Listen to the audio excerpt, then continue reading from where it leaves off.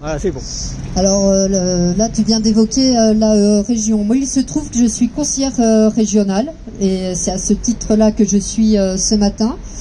Alors d'abord, je voulais commencer par remercier Vivre et Agir en Maurienne et Sudrail qui ont organisé cette mobilisation. Vous remercier tous d'être là, puisque moi je viens en tant qu'élu pour apporter un soutien, mais s'il n'y a personne de mobiliser, c'est un peu difficile de soutenir. Donc, et dire combien c'est important, puisqu'on a vu effectivement que du coup cela s'agite, qu'il y a eu une réunion lundi dernier pour donner des informations.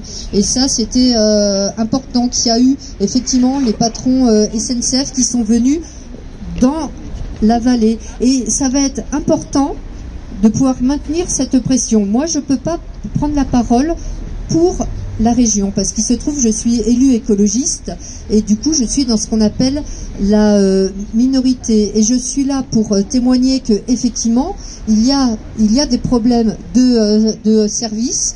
Il y a des problèmes sur la fiabilité du service TER. Il y a aussi, on aurait aussi notre part à prendre du côté région pour améliorer les choses. Mais si je suis là aujourd'hui, c'est parce que nous sommes inquiets pour cette ligne existante et non pas cette ligne historique, c'est bien entendu. Donc ce n'est pas un musée, c'est une ligne existante et vivante que l'on veut. Et on est inquiet puisque quand le nouveau tunnel de base ouvrira, cette ligne ouvrirait.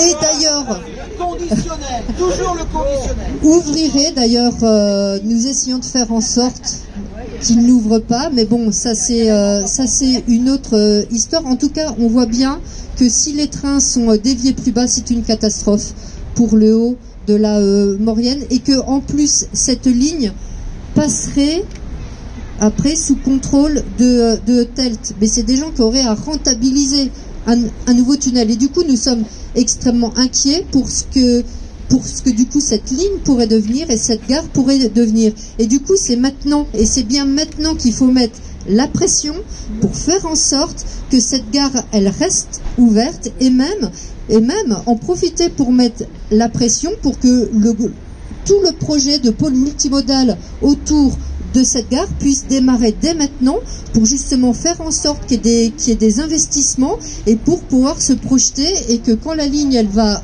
réouvrir, et il y ait déjà des choses enclenchées pour redynamiser encore plus ce pôle de modal.